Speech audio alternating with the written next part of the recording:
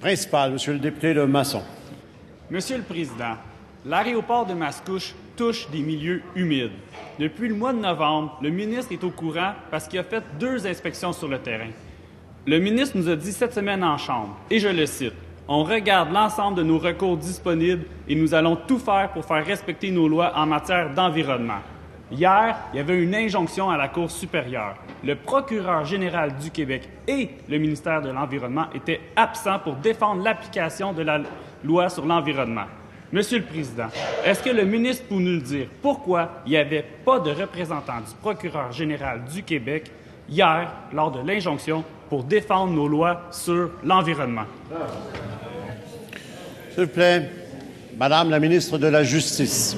Monsieur le Président, je pense que je comprends la question du collègue. C'est une question qui est tout à propos.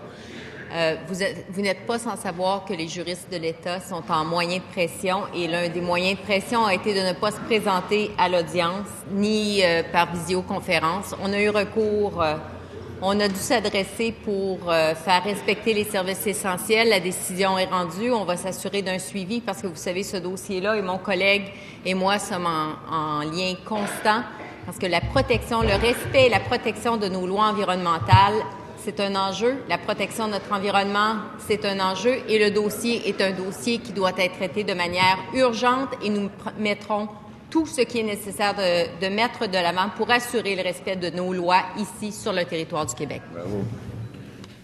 Première complémentaire, Monsieur le député de Bourgeois.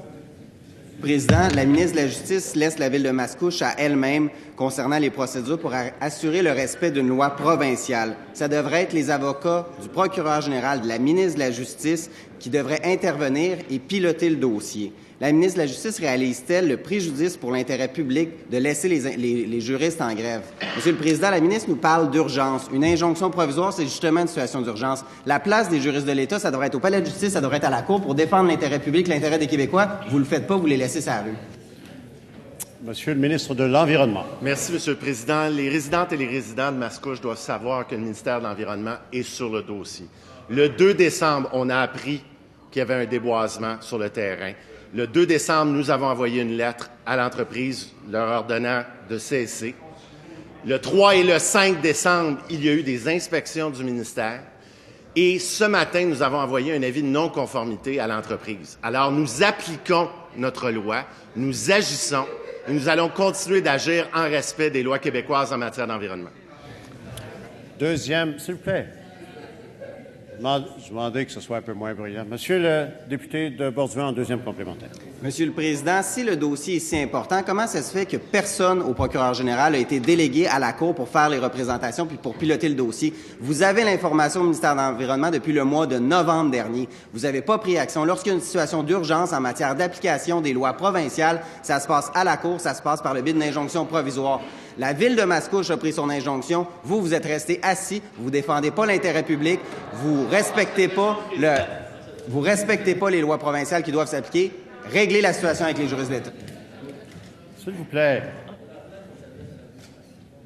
Madame la ministre de la Justice. Je vais m'adresser à vous, contrairement à notre collègue.